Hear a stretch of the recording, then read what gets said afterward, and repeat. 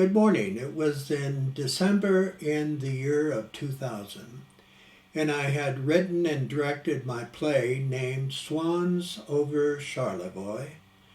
The theater critic wrote a saying, Erreca has written a play which touches on his and our own mixed feelings about abortion. They manage to bury the innocent so deeply that it's returned to its kin to resurrection.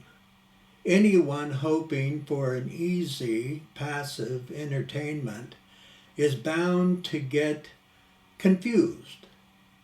But like a good novel that requires some early and intensive concentration, once you've allowed your mind to focus, the experience of the story is all more rich and vital.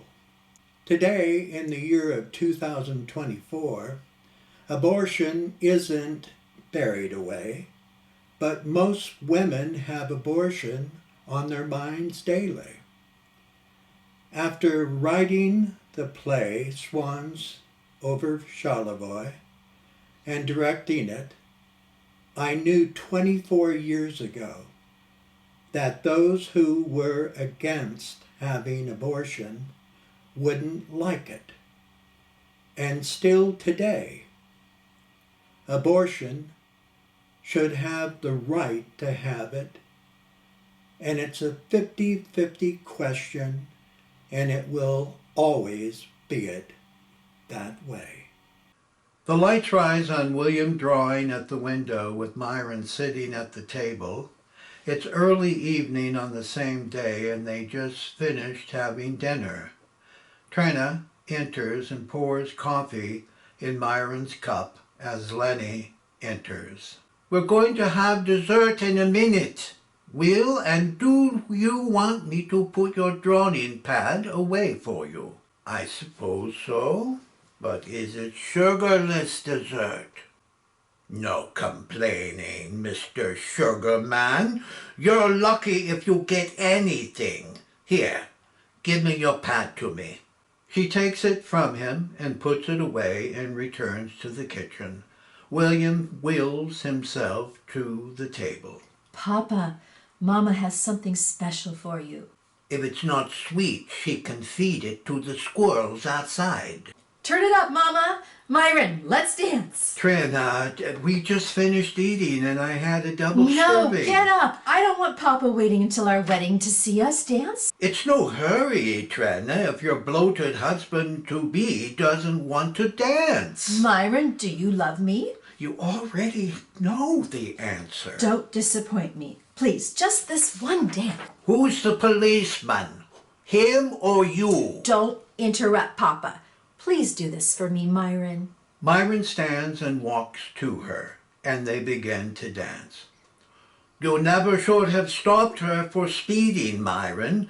You might as well turn in your badge now. Lenny enters the kitchen doorway, watching them slowly dancing around the floor. William, does that remind you of anyone? Yes, Lenny. We were better dancers than they are, but they're just as in love, Will. I heard that, Papa. Here, Mama, show Myron how he's supposed to dance. Trina takes Lenny by the hand and puts her with Myron, and they began to dance. Be careful, Myron.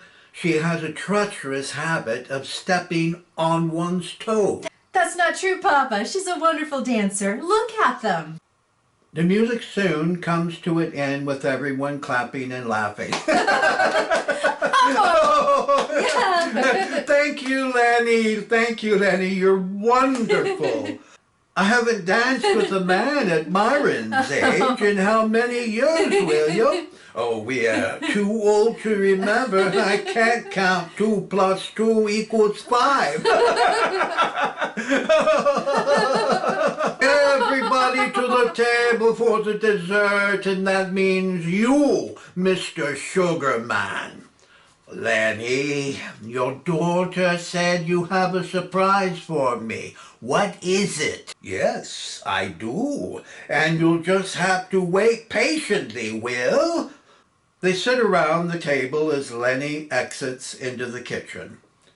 Have you heard anything about Stacy, Myron?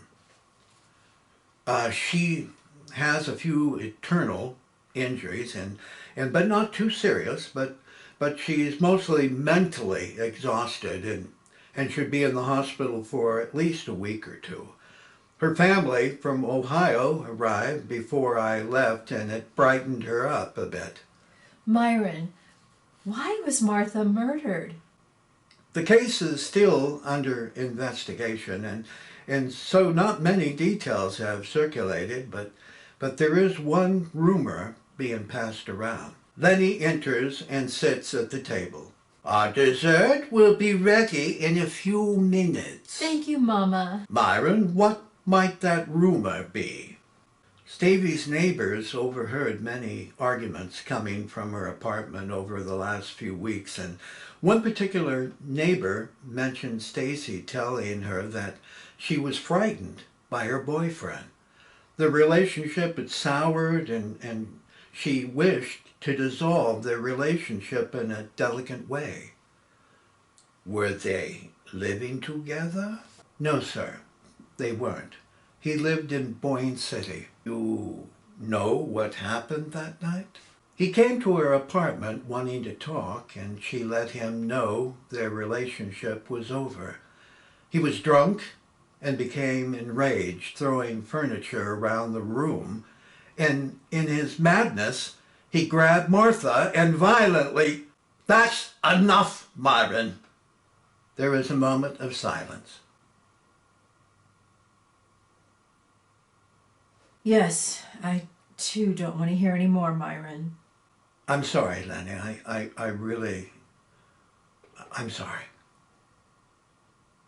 Lenny rises and moves into the kitchen. Your mama is a sensitive woman. So am I, Papa.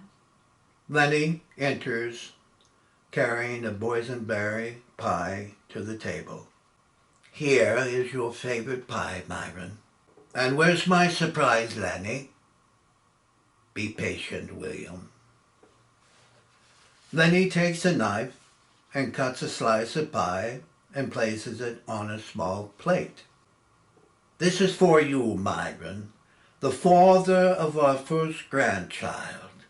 This is for you who have made William and me the happiest parents in the whole world. Your soon-to-be-born child will be... At that very moment, Lenny was struck and paralyzed to speak. Mama? Lenny? What's happening to you, Lenny? Lenny, what is going on with you? She slowly turns to William. William, I've kept a secret from you all these years. Trina goes to her. Here, sit down, Mama. What? Did you throw away another ring when I went to war? No, Will. I don't understand, Lenny. After you left to fight in the war, my Aunt Abby was the only one I could trust, and she knew exactly what should be done.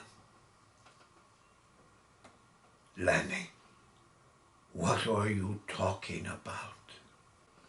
I was only 18 then, and I sat in a small Brooklyn room as Abby held my hand. What are you talking about, Mama? The doctors told me that I would die if I were to try to give birth to our child, William. I had to make a choice of either losing our child or losing you. Am I a murderer? Lenny, I was only 18 when I went to war. I've never told you this before.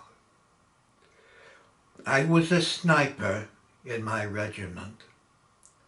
When I looked through my rifle scope and focused on a young man's face, I would think as I slowly squeezed the trigger that his mama and papa would never see their son again.